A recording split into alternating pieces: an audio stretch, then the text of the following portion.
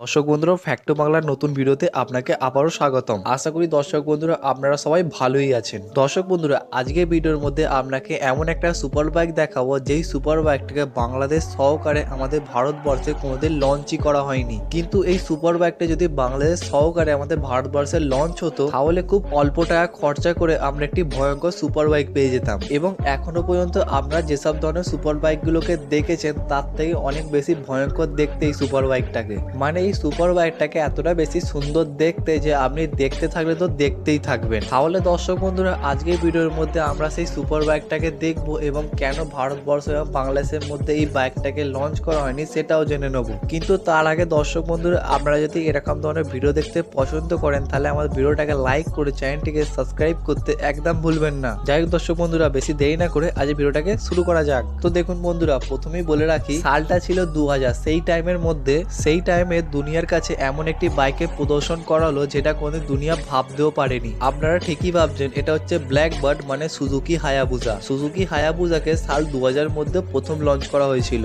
যেটা আপনি জানলে অবাক হয়ে যাবেন। তখনকার সময় এই বাইকটা একটা আতঙ্কের সমান এবং এই বাইকটা লঞ্চ হতেই অন্য সব সুপার বাইকরা এর সামনে টিকতেই পারছিল না এবং সুজুকি বালারা দেখলো আমাদের এই বাইকটা খুব ভালোভাবে সফল হয়েছে, তো আমরা এই বাইকের অন্য একটি মডেল মানে নেকেড ভার্সনকেও বার করব। এবং সেই সালটা ছিল 2009 সাল। তখন সুজুকি বালারা সুজুকি হায়াবুসার একটি নেকেড ভার্সনকে প্রথম লঞ্চ করেছিল। এই বাইকটার সৌন্দর্যের ব্যাপারে কতটা রোবটের মতন আপনি দেখতে পাবেন। তবে দর্শক বন্ধুরা এই বাইকটার সৌন্দর্য অন্য সব সুপার বাইকের থেকে অনেক বেশি এবং এই বাইকটার পিছন দিকে আপনি একটি মোটা ধরনের চাকা দেখতে পাবেন, যাকে দেখার পর অনেক দর্শক বন্ধুরা হয়তো অবাক হয়ে যাবেন, কারণ নর্মাল সুপার বাইকের তুলনায় এই সুপার বাইকের চাকাটা অনেক বেশি মোটা। মানে একদিক থেকে দেখতে গেলে এই সুপার বাইকের চাকাটা একটি লরির চাকা সমান। তবে সুজুকি বালারা হায়াবুসার মতন এই বাইকটার মধ্যে ইনল্যান্ড 4 1340 সিসির ইঞ্জিনকে ব্যবহার করেছে এবং এই ইঞ্জিন আপনাকে 162 হর্স পাওয়ার 116 এনএম টর্ক এবং 9500 আরপিএম জেনারেট করে দেয়। তখন এই বাইকটা সর্বোচ্চ গতি প্রায় 254 কিলোমিটার প্রতি ঘন্টা হয়ে যায় এবং সব নর্মাল সুপার বাইকের মতন এই সুপার বাইকটাকে আপনি 6 গিয়ার বক্সের সাথে পাবেন এবং এই সব কিছু পাবেন আপনি মাত্র 9 লাখ টাকার মধ্যে। মানে বর্তমান সময় একটি জিনোসোর দাম হচ্ছে 10 লাখ টাকা, এর থেকেও বেশি পাওয়ারফুল বাইক হচ্ছে এটা, তার দাম 9 লাখ টাকা,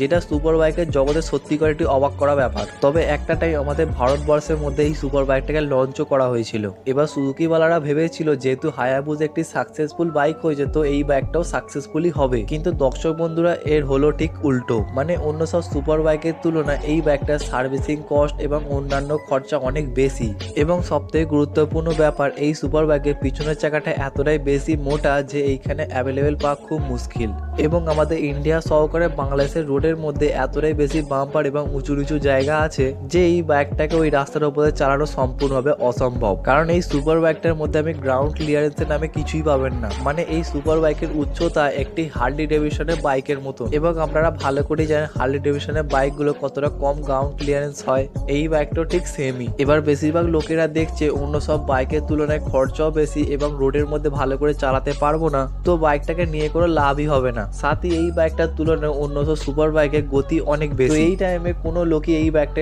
পছন্দ একদমই করছিল না, তার জায়গায় তারা অন্য সব সুপার বাইককে নিচ্ছিল এবং এই বাইকটা বিক্রি না হওয়ার কারণে এক টাইমে এই বাইকটাকে আমাদের ভারত থেকে এবং বাংলাদেশ থেকে সম্পূর্ণভাবে ডিসকন্টিনিউড করে দেয়। তো এটাই ছিল নেকেড হায়াবুসার গল্প। বাকি আপনার ভিডিও দেখে ভালো লাগলে কমেন্ট করতে একদম ভুলবেন না।